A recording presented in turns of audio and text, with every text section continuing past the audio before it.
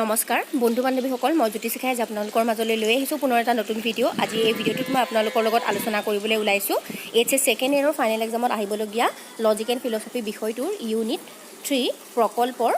কেনেধৰণৰ কুৱেশ্যন আহিব সেই সম্পৰ্কে আহকচোন পলম নকৰি আজি এই ভিডিঅ'টো আৰম্ভ কৰোঁ প্ৰকল্প যেটো ইউনিট দিয়া আছে সেই ইউনিটটোৰ পৰা মই আজি যিখিনি কুৱেশ্যন আপোনালোকক দেখুৱাম সেই কুৱেশ্যনখিনিৰ মাজৰ পৰাই আপোনালোকৰ কমন পৰিব গতিকে মই দিয়া কুৱেশ্যনখিনি আপোনালোকে ভালদৰে চাব 15 মাৰ্কছৰ কুৱেশ্যন আহিব এইটো ইউনিটৰ পৰা ফাৰ্ষ্ট দিয়া হৈছে what is hypothesis nature of hypothesis মই কুৱেশ্যন আকাৰে সকলোখিনি কুৱেশ্যন লৈ অহা নাই কিছুমান মই মেইন পইণ্ট হিচাপে লৈ আহিছোঁ হাইপথেচিছ কি অৰ্থাৎ প্ৰকল্প কাক বোলে তেনেকুৱা ধৰণৰ কুৱেশ্যন আহিব পাৰে 2 মাৰ্কছৰ কাৰণে আৰু লগতে আপোনালোকৰ আহিব পাৰে 4 মাৰ্কছ মানৰ কাৰণে প্ৰকল্পৰ প্ৰকৃতি অৰ্থাৎ নেচাৰ অফ হাইপথেচিছ আহিব পাৰে আৰু আপোনালোকে চাব লাগিব লগতে different kinds of hypothesis according to ষ্টেবিঙৰ মতে প্ৰকল্পৰ বিভিন্ন প্ৰকাৰবোৰ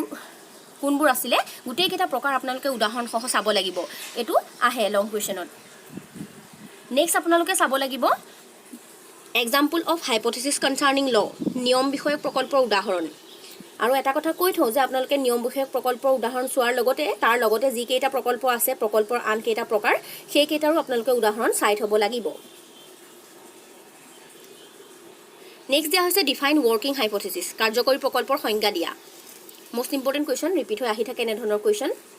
নেক্সট আপোনালোকে চাব লাগিব conditions of a valid hypothesis বৈধ প্ৰকল্পৰ চৰ্ত মোষ্ট ইম্পৰ্টেণ্ট কুৱেশ্যন প্ৰায়ে আহি থকা দেখা যায় গতিকে বৈধ প্ৰকল্পৰ চৰ্তসমূহ আপোনালোকে চাব লাগিব কেতিয়াবা হয়তো গোটেইকেইটা চৰ্তৰ বিষয়ে লিখিবলৈ দিব পাৰে আৰু কেতিয়াবা দিব পাৰে কেৱল যিকোনো এটা চৰ্ত আলোচনা কৰিবলৈও দিব পাৰে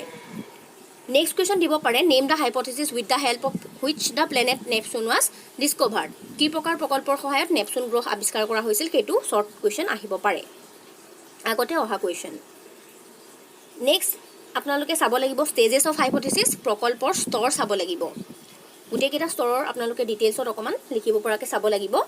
কেৱল উল্লেখ কৰিলেই নহ'ব স্তৰকেইটাৰ নাম উল্লেখ কৰিলেই নহ'ব অকণমান বহালাই লিখিব লাগিব সেই সম্পৰ্কে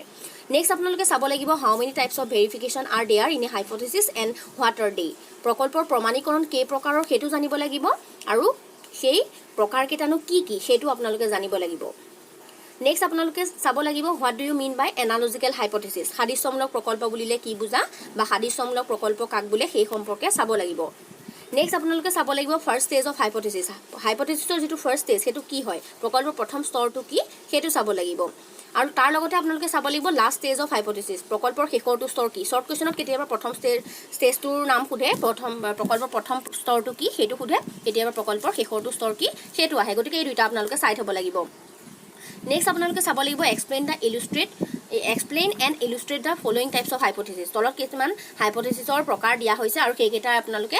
এক্সপ্লেইন কৰিবলৈ দিব পাৰে কি কি hypothesis concerning agent hypothesis concerning law and hypothesis concerning collocation ইয়াতে কি কোৱা হৈছে যে কৰ্তা বিষয়ক নিয়ম বিষয়ক আৰু পাৰিপাৰ্শ্বিক সংস্কৃতি বিষয়ক প্ৰকল্প দিয়া হৈছে এইকেইটাৰ বিষয়ে আপোনালোকৰ ব্যাখ্যা কৰিবলৈ দিব পাৰে আৰু যেতিয়া ব্যাখ্যা কৰিবলৈ দিব তেতিয়া আপোনালোকে কাক বোলে লিখাৰ লগতে উদাহৰণ দি লিখিব লাগিব নেক্সট আপোনালোকে চাব লাগিব define hypothesis with a scientific example এটা বৈজ্ঞানিক উদাহৰণসহ প্ৰকল্পৰ সংজ্ঞা দিয়া এইটো আপোনালোকে চাব লাগিব বৈজ্ঞানিক উদাহৰণটো প্ৰকল্পৰ দি থোৱা আছে কিতাপতে আপোনালোকে পাব যিটো প্ৰকল্পৰ সংজ্ঞা দিয়া হৈছে তাৰ তলতে এটা উদাহৰণ দিয়া আছে সেইটোৱে হৈছে প্ৰকল্পৰ বৈজ্ঞানিক উদাহৰণ নেক্সট আপোনালোকে চাব লাগিব ষ্টেট 4 ইউজেছ অফ হাইপথেচিছ প্ৰকল্পৰ 4টা প্ৰয়োজনীয়তা আপোনালোকে চাব লাগিব আহি থাকে কেতিয়াবা দুটা প্ৰয়োজনীয়তাও উল্লেখ কৰিবলৈ দিব পাৰে নেক্সট আপোনালোকে চাব লাগিব distinguish between hypothesis concerning agent and hypothesis concerning law with the help of suitable example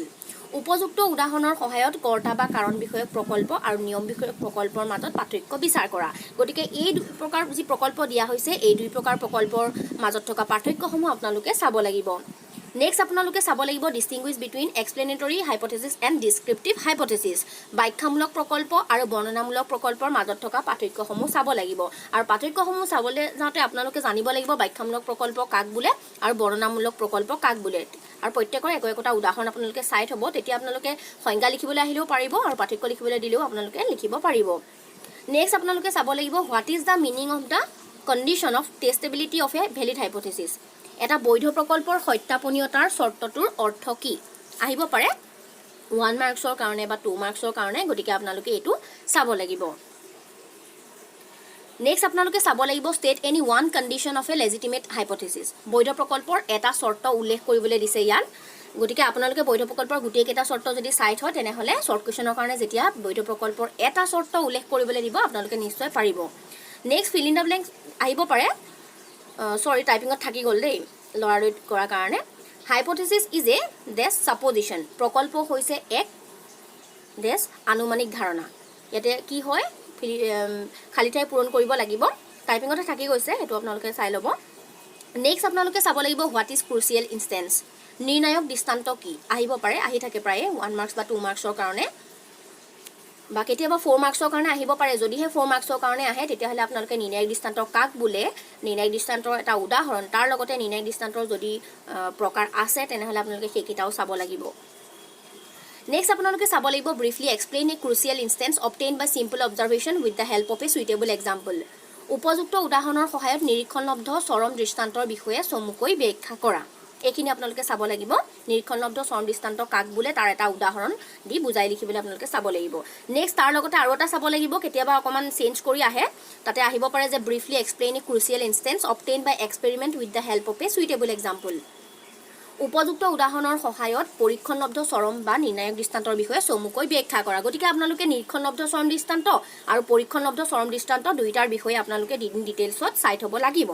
আৰু আজিৰ ভিডিঅ'টোত মই যিখিনি কুৱেশ্যন দিলোঁ এই কুৱেশ্যনখিনি বাৰে বাৰে ৰিপিট হৈ থকা কুৱেশ্যন আৰু এইখিনি কুৱেশ্যনৰ মাজৰ পৰাই আপোনালোকৰ কুৱেশ্যনখিনি ফাইনেল এক্সামত আহিব গতিকে মই দিয়া গোটেই কুৱেশ্যনখিনি এনচাৰখিনি আপোনালোকে ভালদৰে চাই যাব বহুখিনি আপোনালোকৰ কমন পৰিব আৰু ইয়াৰ বাহিৰত কোনো কুৱেশ্যন নাহে ইয়াতে যিখিনি দিয়া হৈছে তাৰ ভিতৰৰ পৰাই আহিব গতিকে ভালদৰে কুৱেশ্যনখিনি এনচাৰ চাবলৈ নাপাহৰিব আৰু যদি ভিডিঅ'টো চাই ভাল লাগিলে লাইক কৰিব আৰু বন্ধু বান্ধৱীসকলক শ্বেয়াৰ কৰিব আৰু যিসকলে আজি প্ৰথমবাৰ মোৰ চেনেললৈ আহিছে তেওঁলোকে মোৰ চেনেলটো ছাবস্ক্ৰাইব কৰি ৰাখিব আজিলৈ ইমানেই